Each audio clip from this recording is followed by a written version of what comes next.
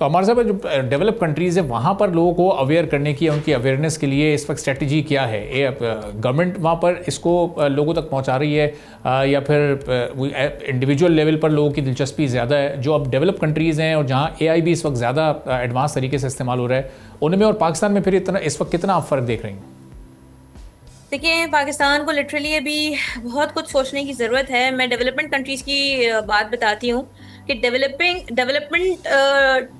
Countries basically, जो developed countries हैं हमारी, वो किस तरह से अपनी बातों को आगे पहुंचा रही हैं। 64% जो कि OECD की रिपोर्ट है, ठीक है, AI पॉलिसी के हवाले से 64% ऑफ गवर्नमेंट ग्लोबली AI को इम्प्लीमेंट कर चुकी है, राइट? कि किस तरह से उन्होंने अपने सिटीजन्स की सर्विसेज देनी है, स्मार्ट इंफ्रास्ट्रक्चर बनाना है एंड एवरीथिंग।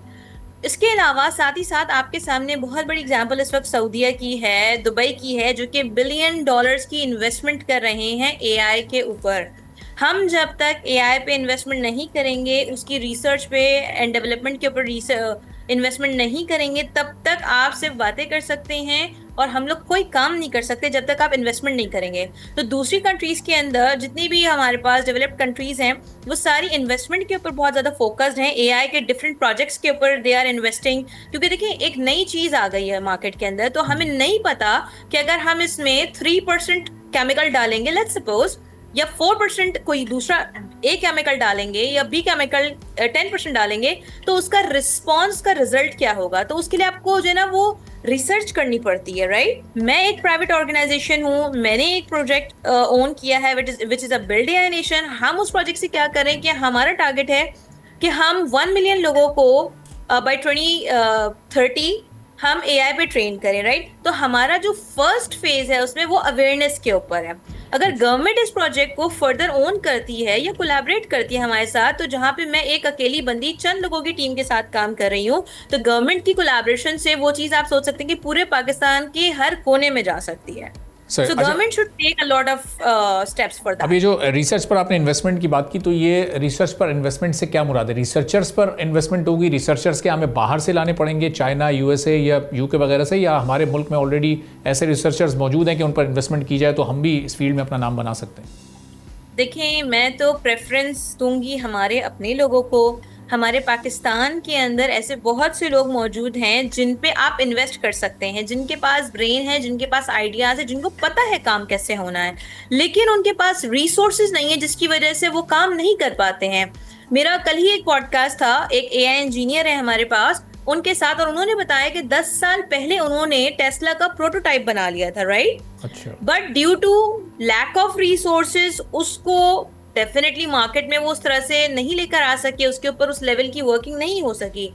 सो ये चीज़ साबित करती है कि हमारे पाकिस्तान के अंदर ऐसे लोग हैं जिनको पता है कि क्या चीज़ें करनी है, किस तरह करनी है।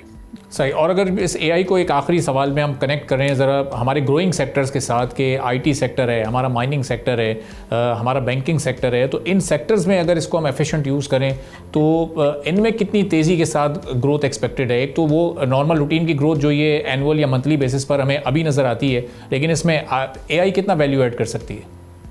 अच्छा, फाइनेंस एंड बैंकिंग के ऊपर अगर बात करें तो 70% जो टास्क है बैंकिंग के, वो आपके ऑटोमेट हो सकते हैं। आपका AI ऑडिट स्पेशलिस्ट आप रख लेंगे, आप एल्गोरिथम के रेगुलेटर्स के ऊपर काम कर सकते हैं, फाइनेंशियल डाटा साइंटिस्ट आपके पास आ जाएंगे। तो ये 2-3 ऐसी डेजिग्नेशंस है जिन पे आप जब लोगों को अपने साथ ऑनबोर्ड कर लेंगे तो बहुत सारे सिस्टम आपके ऑटोमेट हो जाएंगे, राइट? इवन के AI फ्रॉड डिटेक्शन के हवाले से अगर हम बात करें तो 11 बिलियन एनुअली बाकायदा एक रिपोर्ट के अंदर मेंशन है कि हम उसको सेव कर सकते हैं अगर हम इसके ऊपर इस तरह के AI के फ्रॉड डिटेक्शन के टूल्स को भी यूज करें, राइट? और अगर हम लेट्स सपोज बात करते हैं आपका हेल्थ केयर सेक्टर के अंदर, तो जैसे मैंने आपको बताया 50% अगर हम बात करें तो AI पावर्ड टूल्स को आप यूज कर सकते हैं और पूरा आपका सिस्टम जो है, क्लिनिकल डायग्नोसिस जो आपका पूरा सिस्टम है, वो ऑटोमेट हो सकता है। इवन रेडियोलॉजी के हवाले से बहुत बेहतरी लाई जा सकती है। इस तरह के सिस्टम दुनिया भर में ऑलरेडी आ चुके हैं कि आपका रेडियोलॉजी का आपका कोई स्कैन सामने है और आपने उस स्कैन को जो है वो AI के साथ आपने कनेक्ट किया। अब AI आपको बता रहा है कि उस इवन अगर मैं बहुत नॉर्मल सी बात करूँ, एक एक्सरे आपके सामने है, उस एक्सरे में क्या क्या फॉल्ट्स हैं आपको एआई बता रहा है, इवन वो उर्दू लैंग्वेज में भी आपसे बात करता है। तो अगर इस तरह की चीजें हम खुद से डेवलप कर लें तो कहीं ना कहीं अगर कोई ह्यूमन एरर होता है, डॉक्टर भी देखिए इंसान होता है, कहीं ना कहीं किसी डॉक्टर से भी कोई मिस्टेक हो जाती है तो AI is there to help us actually. So पूरी इंडस्ट्री में डिस्ट्रप्शन लाना कोई मुश्किल बात ही नहीं है, आपने ऑटोमेशन के ऊपर आना है। But the main point again mindset, mindset आपका इस तरह का होना बहुत जरूरी है। मैं अगर आपको एग्रीकल्चर की बात बताऊं, इत्तेफाक से कल ही जो है एक जमींदार थे, उनसे हमारी मीटिंग हुई और हम अब जो है जितने भी जमींदार हैं उनके साथ एक ट्रेनिंग सेशन प्लान कर रहे हैं एआई का।